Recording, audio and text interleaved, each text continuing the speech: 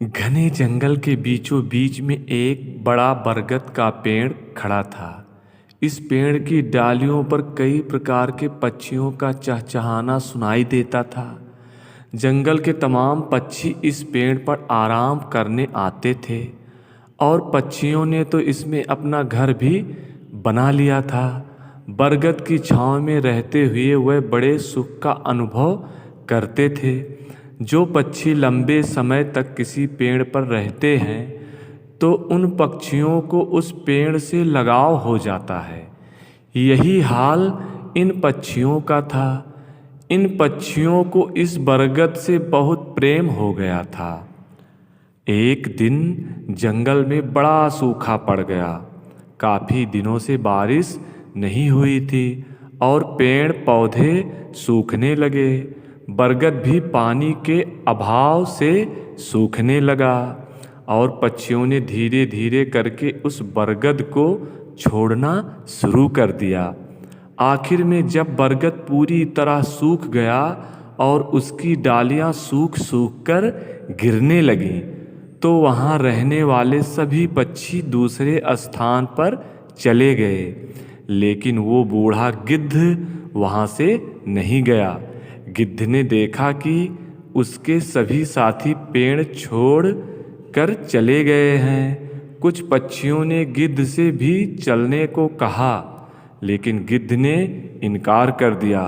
तब गिद्ध ने पक्षियों से कहा, मैं इस पेड़ पर पैदा हुआ हूँ, मैं इस पेड़ पर बड़ा हुआ हूँ, मैं इस पेड़ पर चलना सीखा हूँ। इस पेड़ ने मुझे जीवन के सारे सुख दिए हैं। आज जब यह पेड़ सूख गया है तो मैं इसे छोड़ के कैसे जा सकता हूँ। यह पेड़ हमारे लिए माता पिता जैसा है। मैं इस पेड़ को छोड़ के नहीं जाऊँगा, चाहे कुछ भी हो जाए। जो लोग अपने माता पिता को बुढ़ापा में छोड़ देते हैं वह बड़े स्वार्थी होते हैं।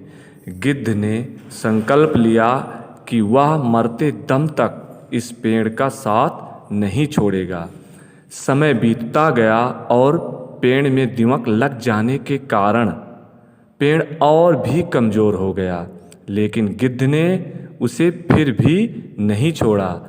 गिद्ध दिन में अपना भोजन ढूंढने के बाद शाम को उसी पेड़ पर लौट आता था। कई दिन इसी तरह बीत गए। जो पक्षी पेड़ को छोड़कर चले गए थे उन्होंने सोचा कि गिद्ध अभी भी उसी सूखे पेड़ पर रह रहे हैं। वह सब उसे समझाने आए और उसे बोले, गिद्ध काका, यह पेड़ अब मर चुका है। इसे छोड़कर किसी सुरक्षित पेड़ पर चलिए। यह पेड़ कभी भी गिर सकता है और आपकी जान भी जा सकती है। तब गिद्ध ने कहा, भाइयों, यह पेड़ हमारे माता पिता के समान है। मैं इसी पर खेल कूद कर बड़ा हुआ हूँ और इस पेड़ ने मुझे जीवन के सारे सुख दिए हैं। मैं इसे नहीं छोड़ सकता।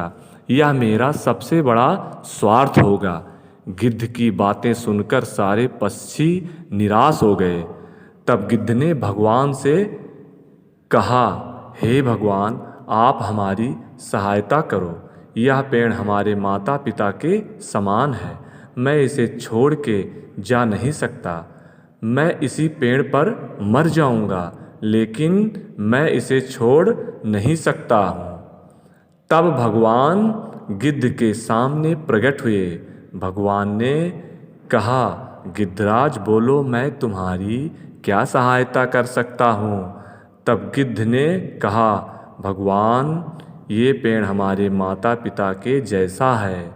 मैं इसे नहीं छोड़ सकता हूँ। ये जैसे पहले हरा भरा था, आप इसे वैसा ही हरा भरा कर दें। इस पेड़ पर बहुत सारे पक्षी रहते थे जिनका घर उजड़ गया है। वो पक्षी आकर अपना घर फिर से बना लेंगे। तब भगवान ने गिद्ध से कहा कि हे गिद्धराज, इस पेड़ के प्रति तुम्हारी श्रद्धा और ईमानदारी को देख के मैं बहुत प्रसन्न हुआ। इसलिए मैं इस पेड़ को हमेशा के लिए हरा भरा कर रहा हूँ। आज से सारे पक्षी इस पेड़ पर राज करेंगे। और पेड़ हरा भरा हो गया और सारे पक्षी उस पेड़ पर आकर रहने लगे। इस कहानी से हमें ये सीख मिलती है कि जो हमारी मदद करे परेशानियों में, हमें उसका साथ कभी नहीं छोड़ना चाहिए। कितनी भी परेशानी आ जाए फिर भी हमें उसकी मदद करनी चाहिए।